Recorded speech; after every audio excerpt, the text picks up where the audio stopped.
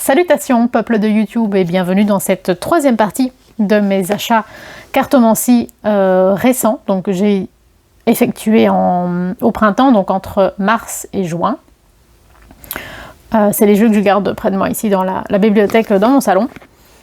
Et on va commencer tout de suite. Donc on a ce jeu-ci, donc le Witch, c'est-à-dire Woman in Total Control of Herself, de Angie Solins et Silas Tobal aux éditions US Games. Je l'ai eu sur Vinted. J'en avais pas spécialement entendu parler, mais voilà, ça m'a bien tenté, je le trouvais ravissant. Donc on a une grande représentation en couleur et puis un petit mot en 2 pages à peu près pour chaque carte. Le travail éditorial est très soigné, c'est vraiment un bel objet. On a le dos comme ceci avec des incrustations en métallique, tranche dorée. Et puis voici les illustrations. C'est entre photographie et peinture. C'est vraiment très joli, très soigné. Certaines cartes qui ressemblent peut-être un peu au tarot des moments mystiques ou à l'oracle des moments mystiques. C'est plus sombre ici. J'ai bien aimé en tout cas les tirages que j'ai fait avec lui. Ensuite, l'oracle des esprits sauvages de Stéphanie Gras aux éditions Erol, que j'ai acheté, je pense, au magasin ésotérique Entre Ciel et Terre, qui est à Bruxelles. Celui-là, je l'avais vu sur la chaîne Le Monde de Lily.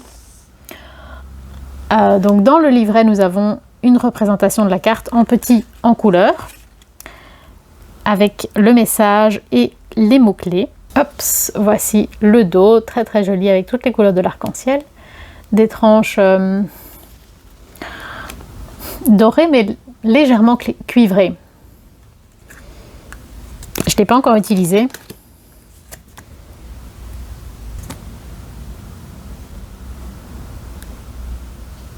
Voilà. Il a l'air très très doux. Alors l'oracle, le sentier des sorcières, que j'ai eu sur Vinted. Donc c'est de Orlan Ivora et Carlotta Arbastrega aux éditions Le Courrier du Livre. Je ne l'ai pas encore utilisé, je pense. En tout cas, j'en ai pas le souvenir. Mais c'est vraiment magnifique. Il fait très très sorcière.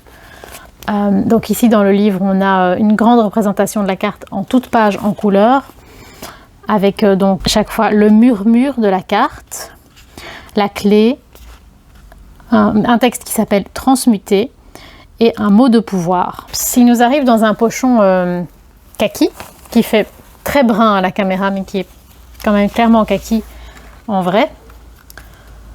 Ceci, c'est le dos, tranche dorée. Non, je ne l'ai pas encore utilisé.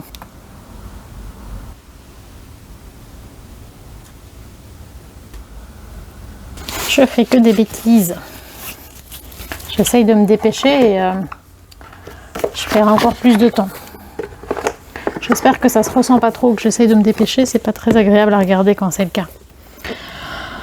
J'ai aussi acheté le tarot des symboles bibliques de Christine Benoît et J.M. Misiasech aux éditions Grancher. Alors celui-ci, je l'avais vu présenté par Dominique des Harmoniques de l'amour et il y a d'autres youtubeuses qui l'ont présenté, mais je ne me rappelle plus qui. C'est présenté comme un tarot, mais je pense que c'est vraiment un tarot très transformé, donc peut-être plutôt comme un oracle. Donc on a une petite représentation de la carte dans un cercle, avec la question « Qui suis-je ?», une description de la lame, une analyse de l'arcane et l'étude du nombre. Ensuite, qu'est-ce que la lame révèle aujourd'hui dans le domaine relationnel, dans le domaine professionnel et un conseil de la lame, également un voyage initiatique et ce que propose la lame à l'envers, donc quelques mots-clés. Donc c'est 3, 4, 5, on a 5 pages pour à peu près pour chaque, donc parfois c'est 4 ou même 3. La longueur n'est pas la même pour chaque arcane. Ceci c'est le dos, tranche neutre, et donc on a ce type de représentation. C'est peut-être plutôt le type d'oracle que je vais ressortir en hiver, moi, à l'époque de Noël. Je sais que c'est une structure un peu particulière. Voilà, c'est vraiment, je suis désolée, c'est pas très détaillé, mais c'est vraiment juste pour vous montrer les nouveautés. Alors, le tarot de Tzigane de Chalai aux éditions Trajectoire. Celui-ci, je suis très mitigée. J'ai lu une partie du bouquin que j'ai trouvé très intéressant d'un point de vue connaissance historique, etc. Mais les tirages que j'ai faits, déjà il y a des cartes qui me mettent très mal à l'aise. Et voilà, je ne sais pas encore si je vais le garder, comment je me sens par rapport à tout ça, c'est compliqué. On a une représentation de la carte en petit, en couleur, un assez long texte. Pour chaque carte, on a 3 pages ou 2 pages selon la carte. Donc on a on le resitue d'un point de vue historique et dans la culture tzigane. Et il y a aussi le sens divinatoire pour chaque carte. Ceci c'est le dos, donc doré. Les tranches sont blanches.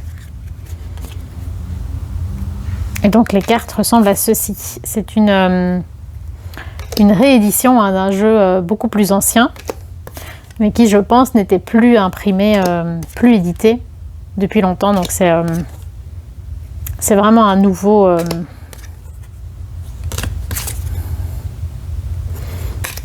un jeu qui est ressorti. Alors on a l'héritage le Normand de Gabriane Myrdine aux éditions Trajectoire également. Je pense que c'est suite à la vidéo d'Offline que j'ai eu envie de l'acheter celui-ci. Donc on a une représentation de la carte en petit, en couleur, avec des mots-clés, ce qu'il évoque. On nous propose une nouvelle attribution liée à la cartomancie, ce à quoi il est associé généralement. On a un tapis de tirage pour faire le grand tableau, mais bon, en papier, donc c'est peut-être pas ce qu'il y a de plus précieux non plus, ni de plus agréable.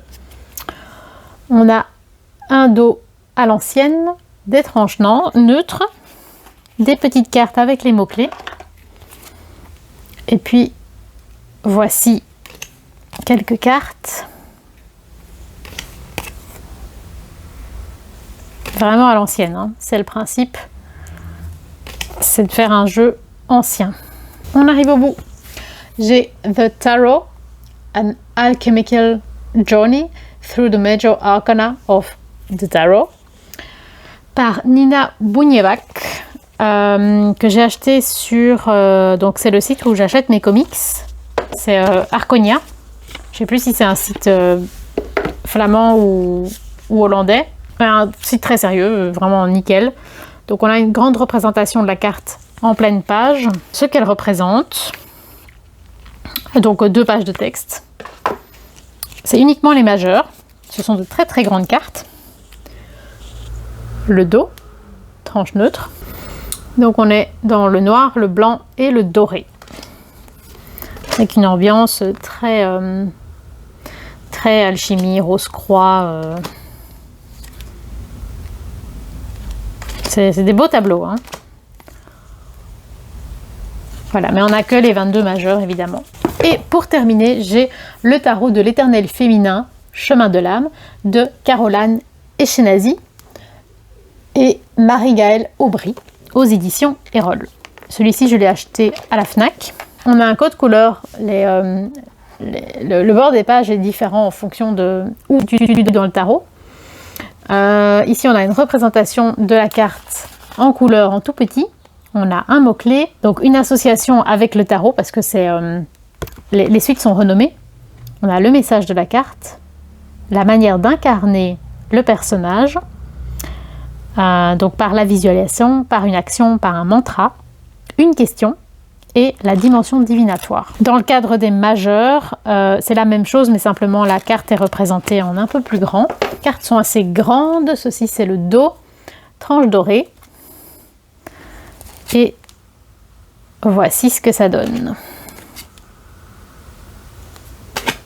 Voilà, j'ai fait quelques tirages. Ça m'a pas laissé un souvenir impérissable, mais c'était plutôt sympa. J'aime bien cette carte-là.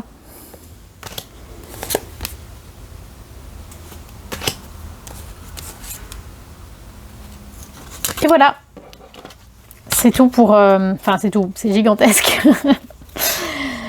J'achète beaucoup de jeux. C'est vrai que j'y consacre beaucoup de temps, beaucoup d'intérêt ces derniers temps. J'essaye de ralentir, mais non, pour le moment, je ralentis pas trop, comme vous pouvez le constater. J'espère que ces petites vidéos vous ont quand même plu, que c'était intéressant, que c'était chouette. J'espère qu'on sent pas trop que je speed, parce que là, je dois absolument partir pour m'occuper d'un petit chat. Voilà, j'espère que ça vous a plu. N'hésitez pas à liker, commenter, partager, vous abonner. Si vous avez certains de ces jeux, ou si vous avez envie de les avoir, n'hésitez pas à me le dire. Voilà, sur ce, prenez soin de vous. Je vous souhaite longue vie et prospérité.